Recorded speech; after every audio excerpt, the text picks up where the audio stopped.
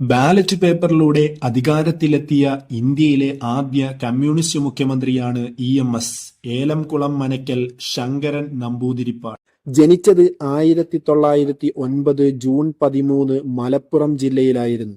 1937 മലബാറിലെ പൊന്നാനി മണ്ഡലത്തിൽ നിന്നും മദ്രാസ് നിയമസഭാംഗമായി തെരഞ്ഞെടുക്കപ്പെട്ടു.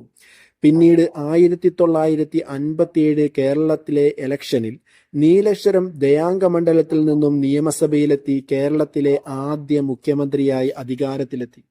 ഒന്നിലധികം തവണ മുഖ്യമന്ത്രിയായ ആദ്യ വ്യക്തിയും ഇ.എം.എസ്. ആണ്. മുഖ്യമന്ത്രിയായി അധികാരത്തിലെത്തിയത് 1957 ഏപ്രിൽ 5 ആദ്യവും രണ്ടാമതായി 1967 മാർച്ച് 6 2ഉം 3ഉം 4ഉം നിയമസഭകളിൽ പട്ടാമ്പിയിൽ നിന്നും 5ആം നിയമസഭയിൽ ആലത്തൂരിൽ നിന്നും വിജയം കൈവരിച്ചു. ഒരേ നിയമസഭയിൽ മുഖ്യമന്ത്രി സ്ഥാനവും പ്രതിപക്ഷ സ്ഥാനവും വഹിച്ച ആദ്യ വ്യക്തിയും ഇ.എം.എസ്. ആണ്. 1967 നിലവിൽ വന്ന ആസൂത്രണ കമ്മീഷന്റെയും ആദ്യ ഭരണപരിഷ്കാര കമ്മീഷന്റെയും അധ്യക്ഷൻ ഇ.എം.എസ്. ആയിരുന്നു. തപാൽ സ്റ്റാമ്പിൽ പ്രത്യക്ഷപ്പെട്ട ആദ്യ കേരള മുഖ്യമന്ത്രി. ആർട്ടിക്കിൾ 356 പ്രയോഗത്തിലൂടെ ഭരണം നഷ്ടപ്പെട്ട രാജ്യത്തെ ആദ്യ മുഖ്യമന്ത്രിയും ഇ.എം.എസ്. ആണ്. ഇ.എം.എസിന്റെ തൂലികാനാമങ്ങളാണ് സുരേന്ദ്രൻ, പി.എസ്. ചെറിയാൻ.